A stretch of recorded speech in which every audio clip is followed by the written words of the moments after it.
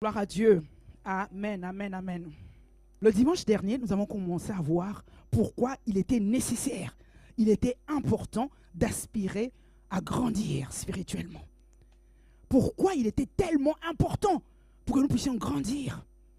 Nous avons compris que tant que nous restons enfants, tant que nous restons bébés spirituels, nous ne pouvons pas jouir de notre héritage. En Christ, bien-aimé, tu as reçu un héritage. L'héritage n'est pas physique, n'est pas forcément matériel, mais l'héritage est spirituel. Il nous a bénis de toutes sortes de bénédictions dans les lieux élevés en Christ. Amen. Mais cet héritage, tu ne peux pas en jouir tant que tu restes enfant. Aussi longtemps qu'un héritier reste enfant, il ne diffère en rien d'un esclave. Et quand on parle de croissance, en fait, la croissance, c'est ce processus qui t'emmène à la maturité spirituelle. Et le but de la maturité spirituelle, c'est ressembler à Christ. C'est devenir comme Jésus. C'est atteindre la stature parfaite de Christ. Amen.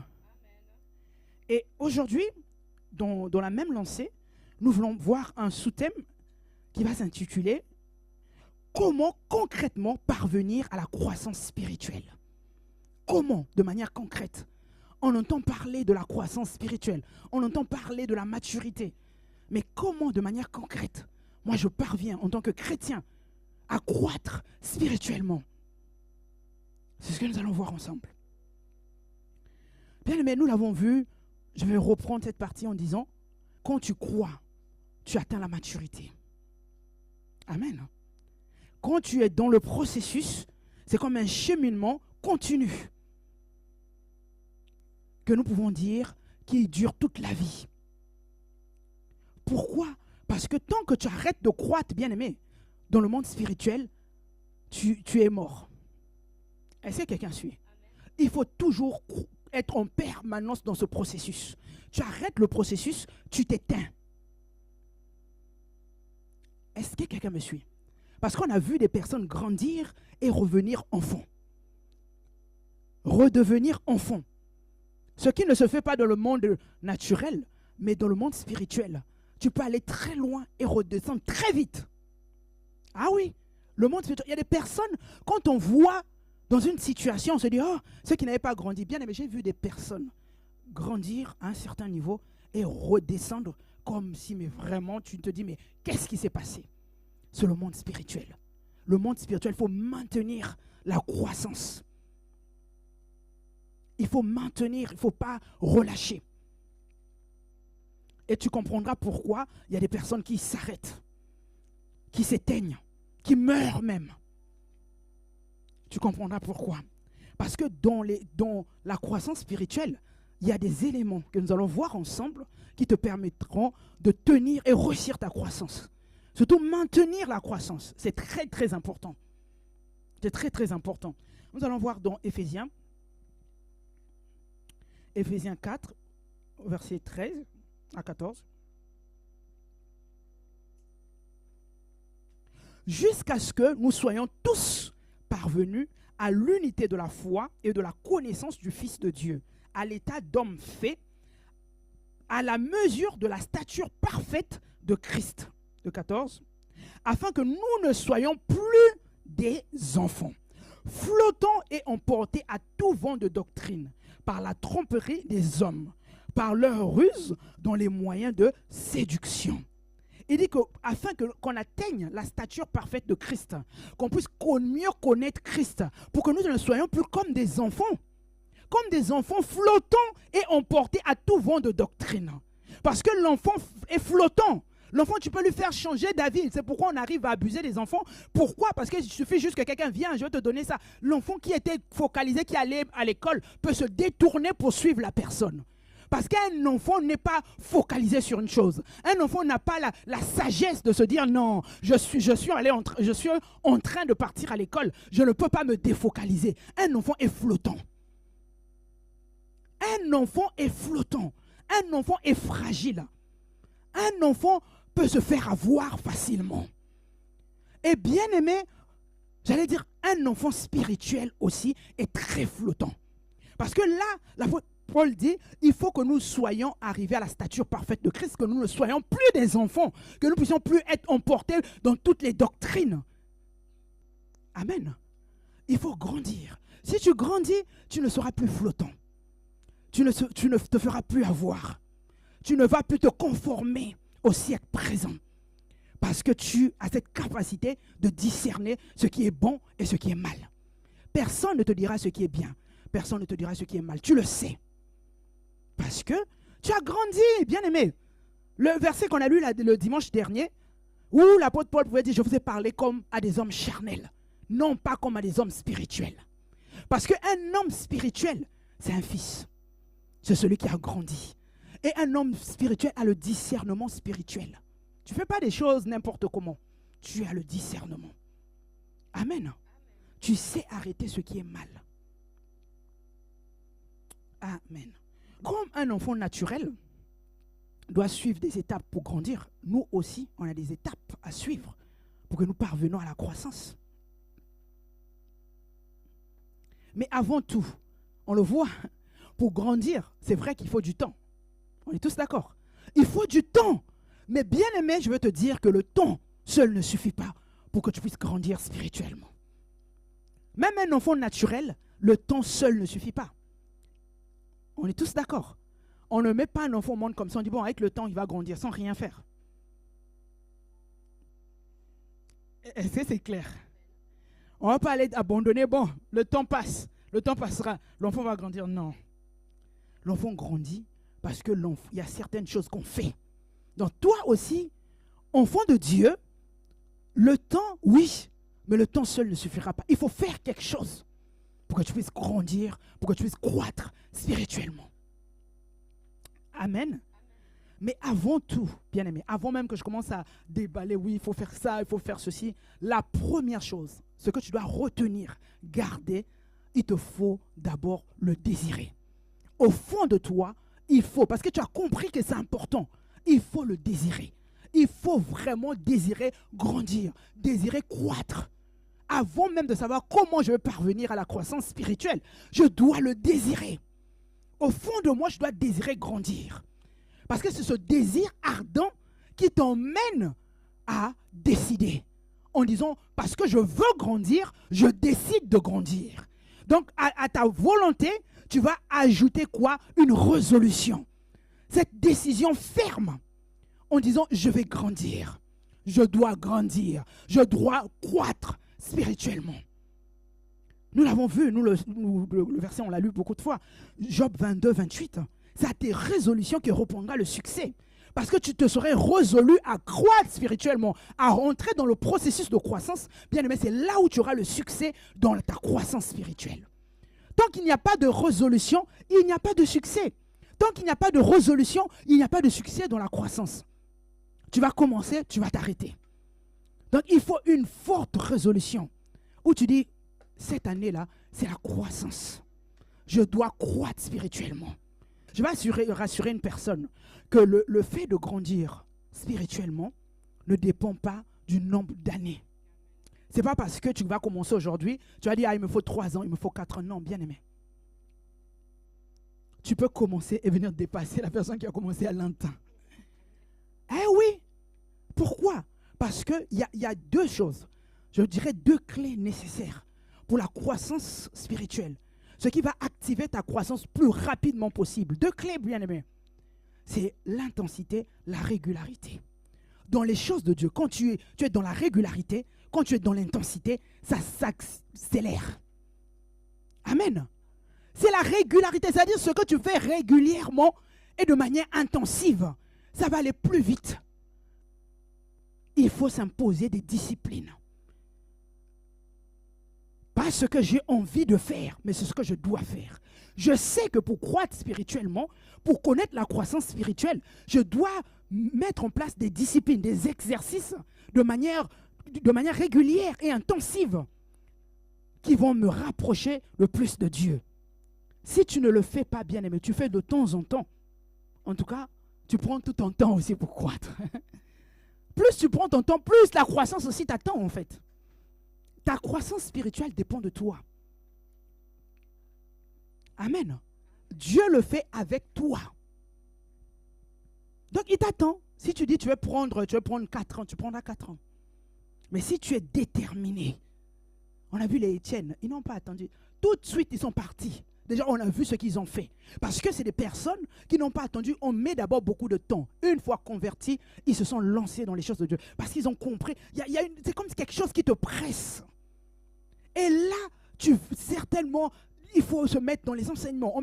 Ils se mettent en action et tu vois le fruit. Tu vois la personne en train de briller. Je le dirai toujours, moi, il y a un frère qui m'a marqué, ou même en l'entendant prêcher, on te dit qu'il s'est converti l'année dernière, tu dis non, mais ce n'est pas possible. Comment il a fait? Il a fait. En tout cas, je pense que jusque-là, c'est quelqu'un qui m'a le plus impressionné. Tant dans sa connaissance des choses de Dieu, tant dans sa pratique des choses de Dieu. Je dis, mais comment? Je lui posais la question. Clairement, je dis, mais comment tu as fait? Je l'ai vu se faire baptiser. C'est pas, on m'a dit. Il me dit, c'est simple. Dieu dit A, je fais A. Il dit B, je fais B. Je dis, ok. Donc, tout ce que tu lui donnes, il prend. Tous les enseignements, il prend. Donc, il sait que ce que Dieu attend de lui, il pratique. Amen. Et donc, si tu as la régularité, tu as l'intensité, bien aimé, le premier élément, je ne mettrai pas dans un ordre. Hein? Je ne mettrai pas dans un ordre parce qu'il n'y a pas d'ordre. Il n'y a pas à dire, ah, je commence d'abord par 1, après je fais 2, après... Non, de manière simultanée. C'est des exercices que tu dois faire tout le temps ensemble. Il n'y a pas, je commence par 1, après je ferai 2, après je travaille sur 3. Non, parce que les chrétiens aiment bien, je travaille. On a travaillé, on est fatigué avec ça. Depuis que tu as commencé à travailler. Tu as ça, ah, mais je travaille. Oh, bien aimé, il y a un moment donné, décide. Amen. On ne va pas travailler jusqu'à la fin. Il faut qu'on décide. L'apôtre Paul pouvait dire, ce n'est pas que j'ai déjà atteint la perfection, mais j'oublie ce qui est en arrière. Je cours. Il y a un mouvement, bien aimé, il y a un mouvement. Il dit je cours. C'est-à-dire que je n'ai pas encore atteint la perfection. Mais je fais une seule chose, j'oublie ce qui est en arrière. Je cours pour pouvoir le saisir. Parce qu'il y a des choses que dont tu dois courir. Tu ne dois pas te laisser faire. Tu ne dois pas assister. Tu ne dois pas être là en train de dire ça viendra tout seul. Non. Il y a des choses qui demandent à ce que toi-même, tu t'actives. Il faut t'activer pour voir les résultats. Une personne qui travaille de manière intensive s'active. Est-ce que c'est clair? Comme un enfant, comme ton corps a besoin de se développer en mangeant. Quand tu manges, ton corps se développe. Quand tu donnes à manger à ton enfant s'alimente. C'est la même chose qu'un enfant spirituel. Il a besoin, je vais appeler ça de l'alimentation spirituelle. Tu as besoin d'être alimenté spirituellement. Le corps affamé est affaibli. L'enfant spirituel, le corps spirituel, ton esprit affamé aussi est affaibli. De la même manière que tu penses à nourrir ton corps, je dirais bien à bien nourrir ton corps, pense à bien nourrir ton esprit. Amen. Il y a des personnes qui sont très, très disciplinées en termes de ce qu'ils doivent manger. Mais ils n'ont pas la même discipline pour s'alimenter spirituellement. Ils ne pensent pas que c'est la même chose, bien-aimé. Quand tu penses à ton corps, tu veux te nourrir pour que ton corps soit en bonne santé. On nous fait des pubs du genre, oui, la santé se trouve dans l'assiette. Donc, pour dire que ta santé dépend de ce que tu manges. On est tous d'accord? Je te dirais, ta santé spirituelle dépend de ce que tu manges. Que manges-tu spirituellement? Comment t'alimentes-tu spirituellement? Ta santé spirituelle en dépend. Prenons 1 Pierre 2, verset 2. Désirez comme des enfants nouveau-nés le lait spirituel et pur, afin que par lui, vous croissiez pour le salut.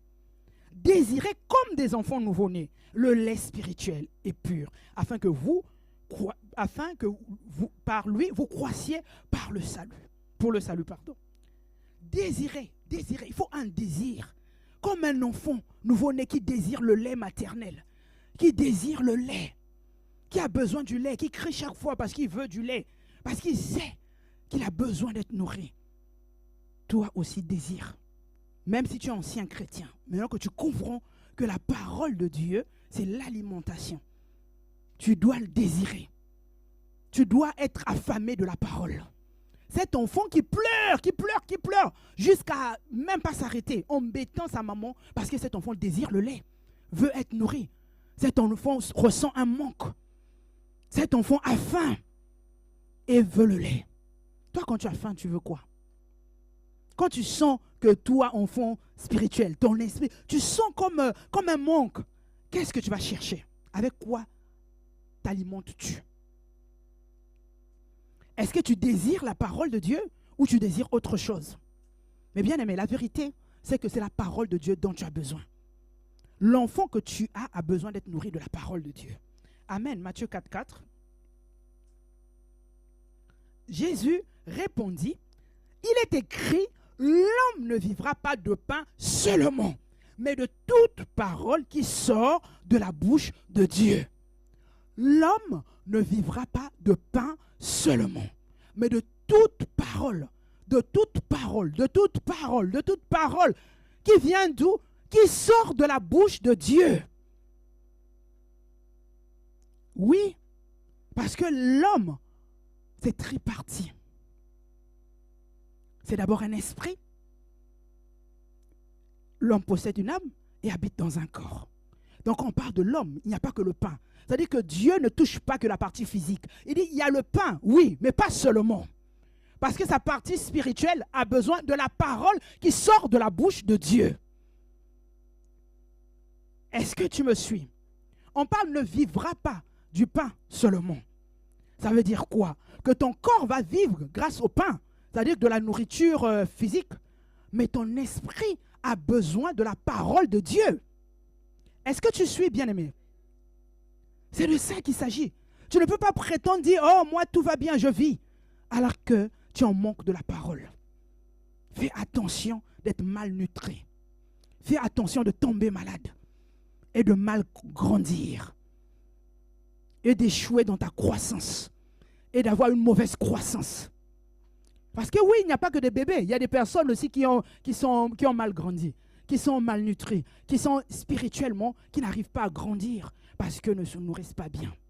Donc ils ne sont plus vraiment bébés, mais ils sont encore, parce qu'ils n'arrivent pas à grandir. Ils ne font pas ce qu'il faut. Amen. Là, quand tu médites, quand tu te nourris de la parole, quand tu te nourris de la parole de Dieu, la force de la parole de Dieu, elle t'apporte la connaissance de Dieu. Est-ce que tu suis?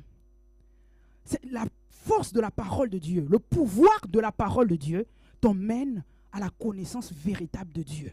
Or, quand tu connais véritablement Dieu, bien-aimé, il y a des choses que tu ne lutteras pas plus pour arrêter. Suis-moi très bien.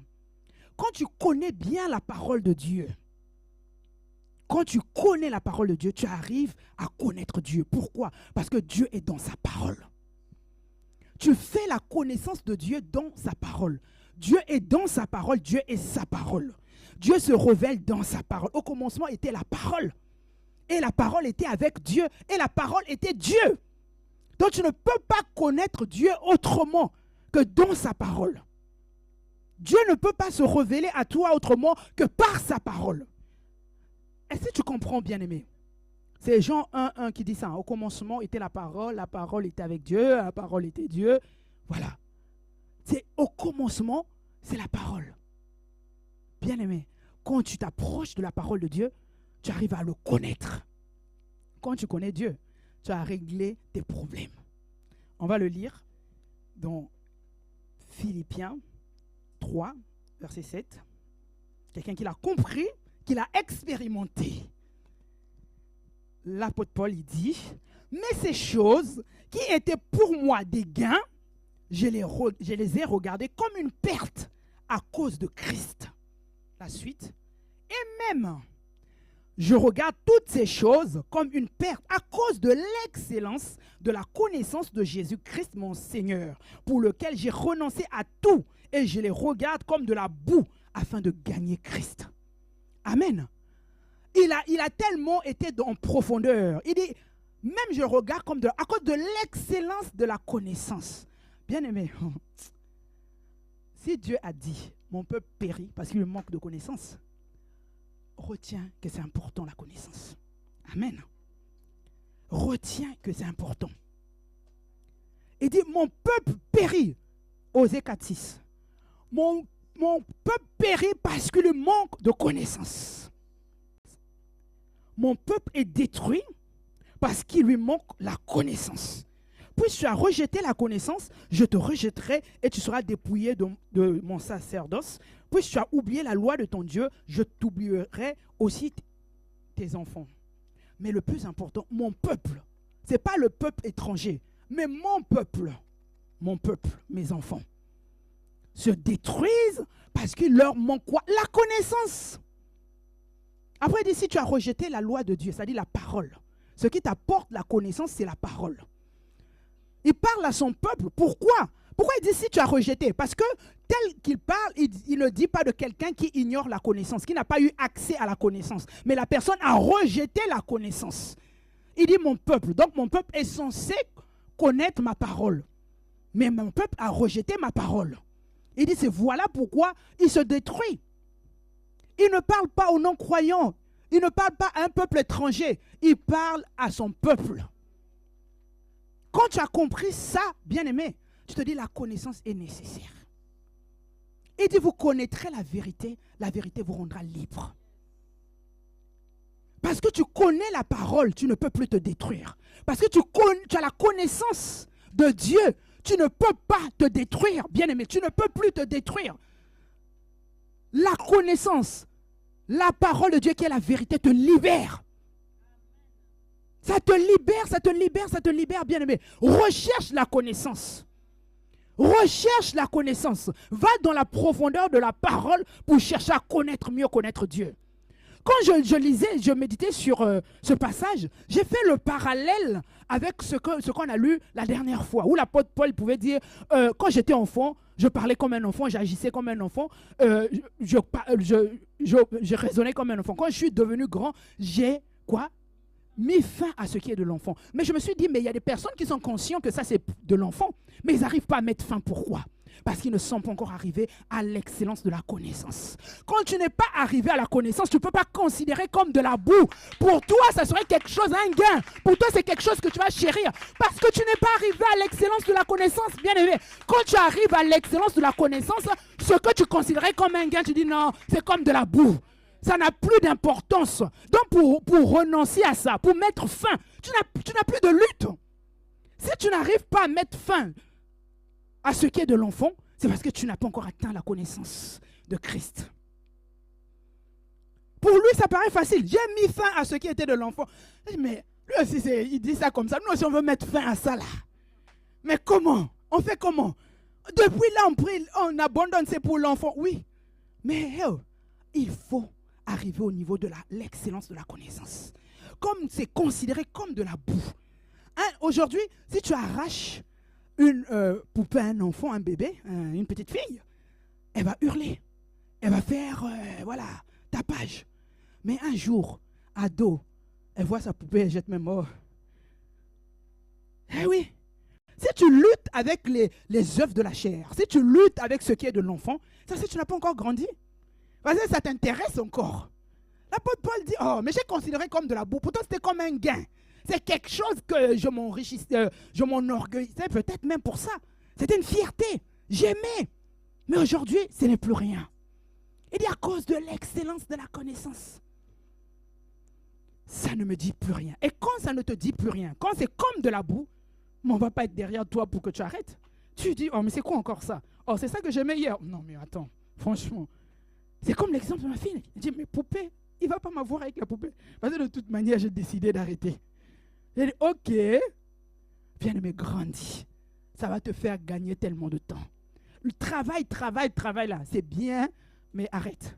Dis-toi, je vais chercher à connaître Dieu. La connaissance va me libérer. Amen. C'est la connaissance qui te libère. Il dit que la parole de Dieu donne de l'intelligence aux simples. C'est-à-dire que la personne qui ne voit rien, la personne qui n'est pas extrêmement intelligent selon les humains, mais à force de la parole, ses yeux s'ouvrent. Elle gagne en intelligence. Ça donne de l'intelligence aux simples. Bien-aimé, va creuser, va dans la parole. Amen. Oh, quand on entend mais se nourrir de la parole, mais on fait comment de manière concrète? Bien-aimé, avant tout, c'est d'abord la méditation constante. Ça, on en a vu, ça nous en a parlé en long et en large. Il faut méditer la parole de Dieu de manière constante. Je parlais de régularité. Sois régulier dans la méditation de la parole. Médite la parole de Dieu.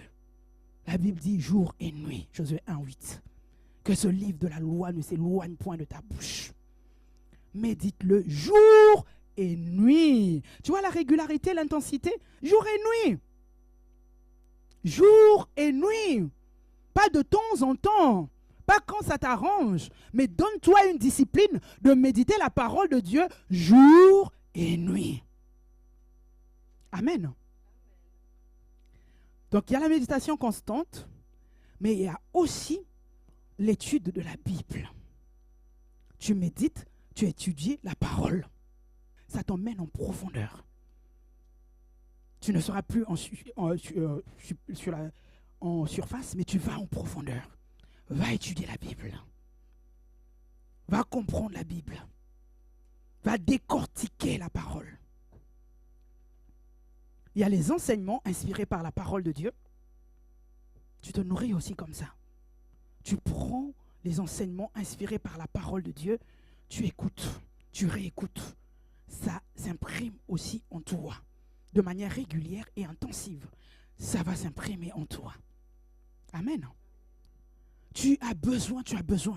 Quand tu es bébé spirituel, bien-aimé, il ne faut pas t'éloigner de tout ça. Même quand je vous ai dit, la croissance ne s'arrête pas. Que tu aies 10 ans, 20 ans, tu es dans le processus.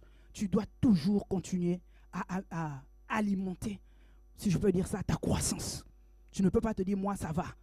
Parce qu'on n'arrête pas d'apprendre. Dieu est un Dieu d'infini. Il n'y a pas la limite. Il est jusqu'à l'infini. Tu ne peux pas connaître les profondeurs, la large, tout. Non. Donc quand on te dit il y a formation qui va t'apporter un plus. Des fois, c'est quand tu entends le thème, tu te dis, oh, ça on a déjà fait, oh, bien aimé. Je t'assure que tu peux avoir eu le thème déjà, mais tu n'auras pas les mêmes mots. Tu n'auras pas la même approche. Parce que l'inspiration n'est pas identique. Est-ce que tout le monde me suit? Ce n'est pas la même chose. Tu as déjà peut-être entendu parler de la croissance spirituelle, mais autrement. Est-ce que quelqu'un me suit? Donc, il faut toujours être là, être assidu. On parle des disciples, des apôtres. On dit qu'ils étaient tous assidus au temple. Ils persévéraient comment? Dans les enseignements des apôtres, dans les prières. Ils étaient là, ils persévéraient. Des disciples de Jésus, hein? Mais ensemble, ils persévéraient dans les enseignements des apôtres, dans les prières. Ils étaient là. Donc, tout ça, ce que tu reçois dans ta famille spirituelle, t'aide à grandir. Les enseignements, les temps de prière, tout ça, ça t'aide. Le service, tout, ça t'aide à te façonner, à te grandir. Deuxième élément, on va aller vite quand même, la pratique de la parole. Parce que c'est bien de méditer, c'est bien de connaître la parole. Mais si tu suis bien Josué 1:8, il dit que ce livre de la loi ne s'éloigne point de ta bouche, médite jour et nuit. Mais pourquoi? Pour pratiquer. Mets-nous ça, parce que je n'avais pas donné, c'est vrai. Que ce livre de la loi ne s'éloigne point de ta bouche. Médite-le jour et nuit. Pourquoi? Pour agir fidèlement selon tout ce qui est écrit. Car c'est alors que tu auras du succès dans tes entreprises. C'est alors que tu réussiras. Souvent on balaye vite. Que ce livre de la loi ne s'éloigne point de ta bouche. Je me dis, mais quoi? Pour que tu puisses agir fidèlement selon tout ce qui est écrit. Ce que tu vas lire, ce que tu vas méditer là. Après, il faut agir comment? Fidèlement. Donc tu médites, il faut passer à la pratique. Ce n'est pas à force d'être nourri. Un enfant, je vous assure qu'un enfant qui est bien nourri, qui est nourri, qui ne s'exerce pas, aura du mal à grandir. Va tomber dans l'obésité. Parce qu'il mange sans bouger. Il mange sans pratiquer. Tu as besoin de manger, oui, mais de pratiquer aussi. Amen. Tout ça, ça participe à ta croissance spirituelle. Tu vas voir comment parvenir à la croissance de manière concrète, c'est ça. Médite la parole, pratique la parole. Amen. Tu médites, tu pratiques. Tu médites, tu pratiques. Jacques 1, 22. Juste pour confirmer ce qu'on a entendu. Mettez en pratique quoi? La parole. Et ne vous bornez pas à l'écouter, en vous trompant vous-même par des faux raisonnements. Tu dois mettre en pratique. Il ne suffit pas seulement de connaître la parole, mais de la pratiquer. Amen. C'est bien de connaître. Il y a des personnes qui connaissent beaucoup de versets bibliques. Mais la pratique, ils sont loin de la pratique. Ils sont loin. Il faut pratiquer, bien aimé. Il faut pratiquer, il faut pratiquer. L'avantage avec notre Dieu, c'est quoi? C'est que quand tu nais de nouveau, Dieu en toi, Dieu met la capacité de pratiquer sa parole. Pourquoi? Parce que tu es né de nouveau, tu es né, tu as reçu la nature divine. Tu es encore bébé, c'est vrai, mais tu as toutes les capacités de Dieu en toi. Amen. Donc, ce n'est pas toi qui vas dire, ah, mais moi, non, tu as reçu la nature, la capacité. Ce que j'aime avec Dieu, il ne va pas te demander de faire quelque chose s'il ne t'en a pas donné la capacité. Amen. Il ne va pas te demander une chose s'il sait que tu ne peux pas. Je ne peux pas demander à un petit enfant de porter ce qu'il ne peut pas. On est tous d'accord. Mais si tu es né de Dieu, tu es sorti de Dieu, tu as été engendré par Dieu.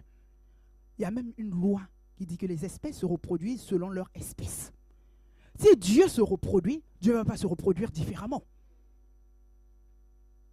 Vous êtes des dieux. Tu connais ce verset? Pourquoi? Parce que quand Dieu s'est reproduit en toi, il ne s'est pas reproduit autrement. Il ne s'est pas reproduit. Un lionceau peut être petit comment? Mais c'est un lion en devenir. C'est-à-dire qu'il a toutes les capacités de lion. Mais on attend juste qu'il grandisse pour qu'il se manifeste. Amen. La capacité pour le faire, tu l'as. Même les personnes dans le monde disent les chiens ne font pas les chats. On est tous d'accord qu'un chien fera un chiot. Donc Dieu ne peut pas faire différent de lui. Tel il est, tel nous sommes dans ce monde. Nous avons la nature divine. En venant à Jésus, en acceptant Jésus comme Seigneur et Sauveur, quand tu es né de nouveau, tu as reçu la nature divine. C'est là qui te rend capable d'appliquer la parole de Dieu. Amen. D'aimer, d'aspirer aux choses d'en haut. Donc maintenant, il faut te dire, il faut se fournir un peu d'effort avant que Dieu vienne t'aider. Parce qu'on dit, bon, aide-moi. Mais on n'a pas de volonté. Aide-moi. Il n'y a pas de volonté. Quand tu vas te voir faire le pas, il fera le pas de plus avec toi. Parce qu'il voit ta volonté. Tu peux avoir l'intention de soulever un grand carton. Mais pour qu'une personne arrive pour t'aider, il faut que la personne te voie en train de poser l'acte. Parce que ce qui se passe dans tes intentions, la personne ne la voit pas. Pratique ce que tu veux faire et Dieu t'aidera, le Saint-Esprit t'accompagnera. Amen. Amen, amen. Donc le deuxième point, je dirais la vie de prière. Je ne dis pas prier, je dis la vie de prière. Tu dois entretenir, tu dois avoir une vie de prière. En tant qu'enfant de Dieu, tu veux parvenir à la croissance spirituelle de manière concrète, bien-aimé, développe une vie de prière. Tu dois développer une vie de prière. Non pas je prie de temps en temps, mais je prie de manière régulière et intensive. Je vous ai dit, c'est tout ça, il faut toujours appliquer ces clés-là. Donc tout ce que tu fais comme exercice spirituel, tu dois être régulier et tu dois le faire de manière intensive. C'est clair pour vous? Il faut que cela soit clair. La vie de prière. Pourquoi j'ai appelé la vie? Je pourrais dire tu dois prier. Mais non, c'est la vie de prière. Parce qu'il y en a qui ont entendu prier, mais prier là, ce n'est pas au nom de Jésus, amen, en une minute tu es parti. Non, il faut développer. Même si le début, tu n'as qu'une phrase, bien mais développe. ta vie de prière. Tu verras que ta vie de prière va changer. Pourquoi une vie de prière, bien-aimé? Pourquoi la vie de prière va participer à ta croissance? Parce que n'oublie pas, quand on parle d'enfant spirituel, on compare un enfant spirituel à un esclave. On compare un enfant spirituel à un homme charnel. Or, toi, tu veux sortir de cet état d'homme charnel pour devenir un homme spirituel. Toi, tu veux sortir de cet état d'esclave à véritablement vivre Christ. Tu veux devenir un fils. Tu veux pas quitter l'état d'enfant pour devenir fils. Alors, tu as besoin de la vie de prière. C'est par la prière que tu rentres en contact avec Dieu. Tu communies avec Dieu. Est-ce que c'est clair?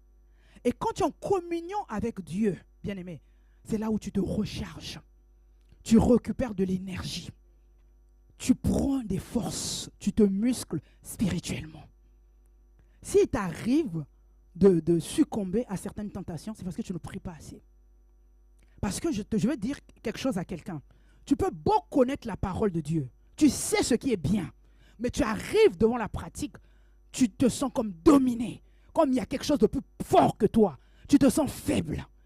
Et incapable de pratiquer ce que tu sais. Parce que le savoir ne suffit pas. C'est pourquoi je dis, tout est lié. Tu ne peux pas connaître la parole de Dieu et la pratiquer si tu n'as pas une vie de prière. Parce que pour pratiquer la parole de Dieu, bien aimé, pourquoi ce n'est pas facile? Parce qu'il y a ces deux forces. Et il faut que ce soit beaucoup plus fort que le tentateur. Pour que tu gagnes sur le tentateur. On est tous d'accord. Mais si tu es plus faible, il gagne sur toi. Tu es d'accord avec moi? Quand tu entends, il y a des personnes qui disent, eux aussi font exprès. J'ai vu des personnes pleurer de toutes leurs larmes du corps. Et j'ai vu des personnes sincères tomber devant un péché où ils sont conscients que ce n'est pas bien. Mais qu'est-ce qui ne va pas? Je me sens comme dominé. Je me sens comme contrôlé. Je sens comme si je suis faible. Je n'arrive pas à arrêter. Elle est sincère. Il est sincère. Ce n'est pas parce que les gens disent, encore. Non, bien aimé. Mais tu sens qu'il n'y a pas de force. Tu te sens comme emprisonné, comme dominé. Ce que tu ne veux pas faire, tu l'as fait. C'est des fois à la fin que tu pleures. Parce que tu réalises que tu viens encore d'échouer. Tout ça, bien aimé, le secret, va prier. La parole, tu lis. Mais la pratique, la force te viendra par la prière. La capacité à dire non au diable, tu puisses ça dans la prière. Amen. Tu as prié aujourd'hui, là, le soir, tu vas encore prier. Parce que tu dois te recharger pour la journée de demain. À chaque jour suffit sa peine. C'est-à-dire que demain aussi, tu as besoin encore de te recharger dans la prière pour pouvoir être opérationnel. Ne te dis pas, hier j'avais déjà prié. Non, sois régulier dans ce que tu fais pour Dieu, dans la prière. Amen. On va le lire dans Matthieu 26, verset 41. L'heure est passée. Veillez et priez afin que vous ne tombiez pas dans la tentation. L'esprit est bien disposé, mais la chair est comment? Faible. Tu ne veilles pas, tu ne pries pas, et tu penses que c'est toi qui va gagner sur la tentation. Bien, mais non. Veillez et priez. Surtout quand la parole, Dieu te donne par la sagesse un conseil, c'est pour ton bien. Il n'a pas seulement dit médite seulement et reste là. Il a dit tu veilles aussi, tu pries. Tu as médité, c'est bien. Mais sois dans la vigilance et sois dans la prière. Parce que quoi? L'esprit là est bien disposé. Elle est née de nouveau. Elle a la nature divine. Mais à côté là, la chair, elle est faible. Tu as besoin de te fortifier. Et être capable de dire stop. Amen. Bien, mais retiens que tu as besoin de méditer la parole pour avoir la connaissance de Dieu, pour arriver à l'excellence de la connaissance de Christ, pour pouvoir renoncer à certaines choses à cause de la connaissance. Ne sois pas celui qui va périr par manque de connaissance. Et associe cela à une vie de prière. Développe une vie de prière. Tu médites, tu pries, tu pratiques. Tu médites, tu pries et tu pratiques. Tu dois faire cela de manière simultanée. Tu n'as pas besoin d'attendre. Ah, ces jours-ci, je développe ma vie de prière. Donc, après, j'ai 1 mois pour la méditation. Non, bien aimé. En même temps, alors que tu médites, tu pries. Tu vas grandir. Amen. Si tu veux ta réponse pour parvenir à la croissance spirituelle de manière concrète, c'est ça. Amen. Nous allons acclamer le Seigneur pour aujourd'hui, pour sa parole. Bien aimé, acclame vraiment Dieu, acclame Dieu, acclame Dieu.